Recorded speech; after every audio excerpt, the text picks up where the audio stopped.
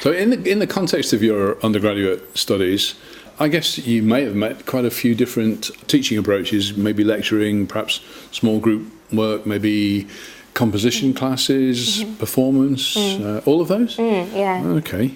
When it comes to that, can we just look at those in turn? When it comes to largish group lectures, looking back on that as a mode of teaching, how would you view that? How would you evaluate that? I mean, we were quite lucky because we were only in sort of 50 anyway, so we weren't in a kind of big lecture theatre of 200 or anything like that. So I thought that was, great. But I would say that it was still quite difficult sometimes if you wanted to say your opinion. And I think especially earlier on in the course, there perhaps less chance for you to have a discussion with the lecturer if you might have wanted to, whereas in smaller groups that was more possible. But as we've got through to sort of third year, it's been people have just talked a lot more freely, I think, and have become more willing to just share ideas and things in bigger groups. So it's got better as the years have gone on, I think.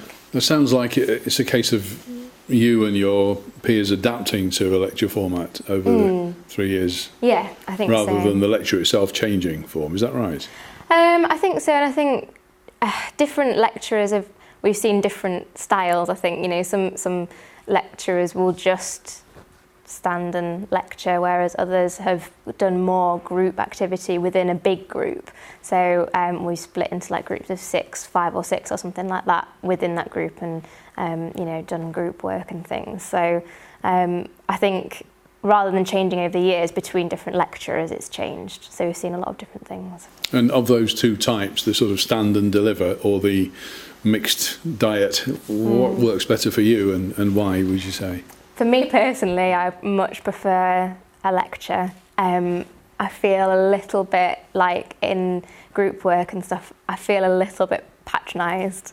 I find, I've come to university as a change from school. I didn't want to be sort of spoon-fed or anything. I want to listen to someone who knows what they're talking about a lot more than I do, tell me things, and then I want to go and do the reading around it and, find out more myself and things like that, rather than perhaps in the group work it's been to explore what the reading has said, and then if some people haven't done the reading, it's quite difficult, you don't get very far. And so for me, and I think that might be a bit of a minority view actually, but for me that's what I prefer. Right.